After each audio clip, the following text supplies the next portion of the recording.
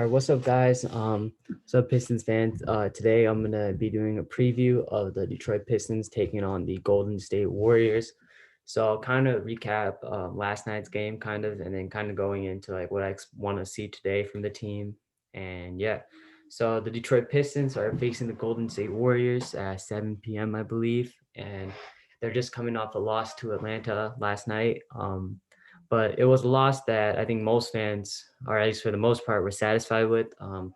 And other than in contrast to the one in Cleveland, where we got to see Blake Griffin and D Rose and DeLon Wright get 40 plus minutes. But it was great to see all the young guys really get extended time. It was great to see Killian Hayes play in the fourth quarter. You could tell he looked a lot more comfortable, made some great passes.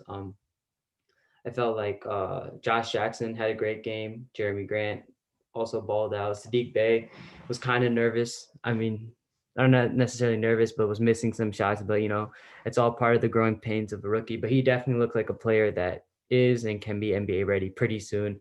I think if they just keep playing him, he definitely can fill in that role at the starting three. Then we look at to the bench. You got Isaiah Stewart getting significant minutes.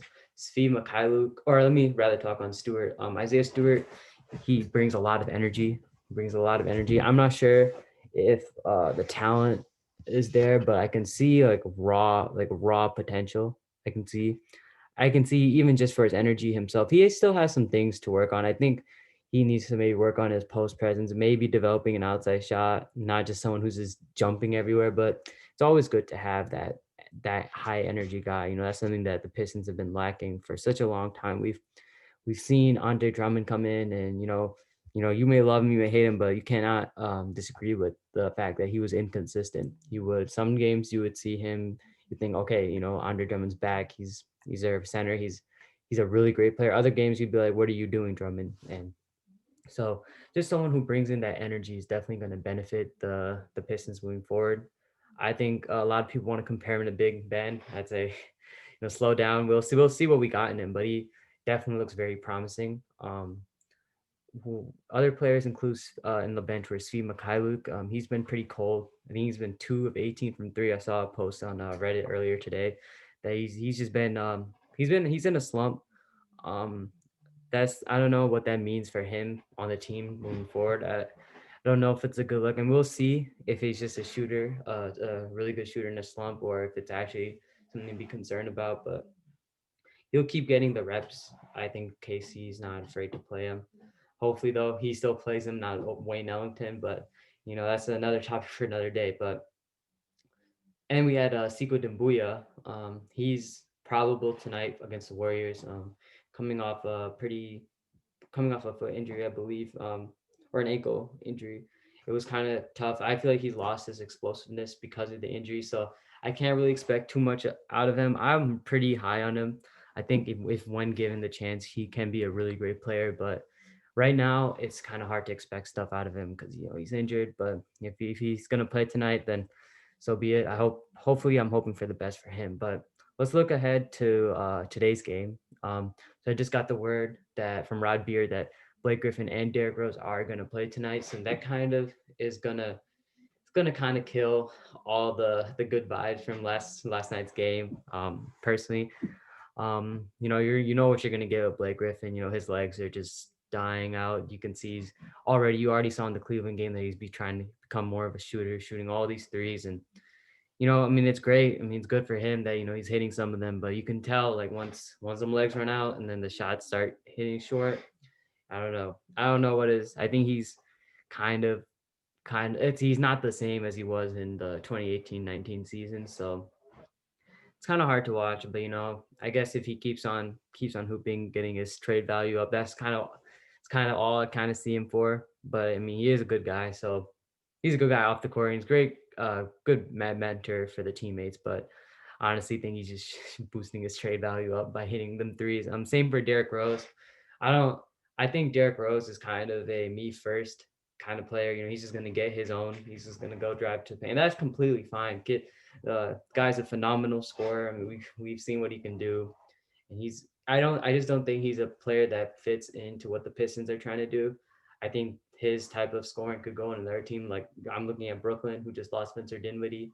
But it's gonna kind of suck to see them take the ISOs and then also probably take up the minutes as well from young guys like Killian Hayes and all. But you know, I guess that's part of the season. I definitely like Casey's coaching a lot better when Blake and D Rose were out. So I'm not sure how it's gonna impact it. I honestly, moving with this game, I'm gonna be pretty intrigued to see how Killian Hayes matches up with Steph Curry.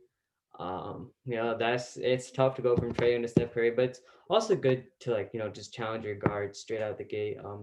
Hopefully he doesn't get too too down on himself. I mean, Steph Curry is a phenomenal player, so I hope.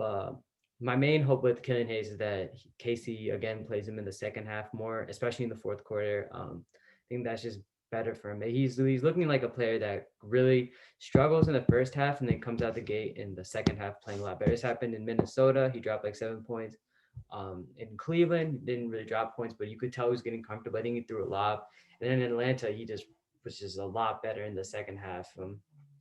Was playing kind of was playing in his zone. He was in his rhythm. He was getting comfortable, getting rebounds, getting steals, doing the little stuff, and that's just what I expect from him. So hopefully we see a good game from Killian Hayes. Hopefully not too much Derrick Rose, and I don't even mind DeLon Wright as much, but when it's taking up the minutes of people like Hayes and Jackson, and that's when it gets kind of frustrating. But from him, I'm expecting a pretty good game. Looking at Sadiq Bey, I'm not sure if he's gonna start. I don't think he will now that Blake Griffin is playing. So you may see lower Sadiq Bey, which is kind of unfortunate because I definitely think he's probably the most NBA ready rookie we have. I think he's a player who, if you just start him for like 10 to 20 games, he'll find his groove. And like he looks to me like a potential NBA starter. Like he looks like it won't take long before he is a starter on the team. Now, whether is he a crazy star player, I don't know, but he looks like a player that can mold into a very good starter for sure. He looked kind of he missed some shots. He had his moments against Atlanta, but for the most part, I mean, you can't ask too much from a rookie. I think we see rookies like John Morant and Zion Williamson and them, and even like for like LaMelo Ball, you see highlights and you'd be thinking, why aren't our rookies doing that? But it's different for different players. Like some players like John Morant or like Kyrie Irving, they come into the league and and John Wall, they all come in and they just start scoring and they just become a star from a get go. But other players, it takes time. Other player like someone like Kawhi Leonard, other players like off the top, Pascal Siakam, these players, it took time for them to actually like develop and become the players they are. Or even like Giannis and Antetokounmpo, that's probably the best example. Players who came in pretty raw, and there's going to be growing pains. So it's kind of unfair to be too hard on the rookies and the young players, but hopefully we can it's not going to be linear growth, but hopefully we can see some flashes tonight. With Jeremy Grant, I expect him to have a pretty good scoring game. Hopefully he gets above 20. He's been pretty good with his ISOs. That was kind of concerned that like in Denver, he's been a third, fourth option. He's not going to be good in his ISOs. And he looked terrible in ISOs in the preseason, but he's got some good drives, some good floaters against the Hawks and just in general against the Cavaliers as well. I can still see though, he still looks a lot more comfortable when he's like playing off ball rather than with the ball in his hands. But I mean, he's doing the most he can. I think he's fit pretty well in Detroit.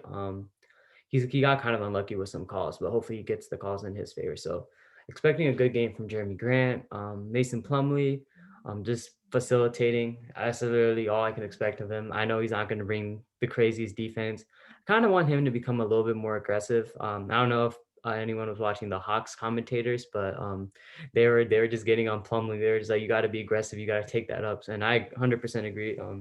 He's getting some rebounds that I don't know if he should have passed. He should have just gone back up. Maybe that's just his playing style, but I mean, he's not going to bring the defense. He's not really going to rebound that well, but I mean, what he's known for. I mean, when you're in the paint, you got the ball in your hands, just go up with it. That I think that's the and he's not like a bad paint player.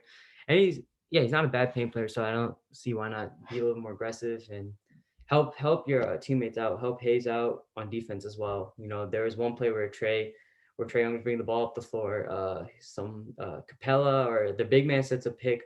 Keelan Hayes is locked in the pick, and then Plumlee doesn't come and help. Trey Young hits a three. It's a little stuff like that. So hopefully Plumlee comes in and plays better defense. Now the guard Steph Curry, so he's got to play a lot more defense. But looking for a good game from him just to facilitate. And yeah, overall, I as much as I want to say the Pistons are going to win this one, I'm leaning towards they're probably going to lose it. I just don't like the Blake Griffin and Derrick Rose. I just think it's just not a winning combination. But we'll see, man. Like whatever goes, I just want to see the young guys play, and I just want to see them continue to get opportunities, whether they're good or bad. I just want to see them play. So we'll see what the outcome is tonight. Let me know if you guys have predictions in the comments, and yeah, I'll be back tomorrow or maybe tonight to recap the game. But yeah, go Pistons. Go Pistons. Hopefully see the young guys, and yeah, peace. I'm out.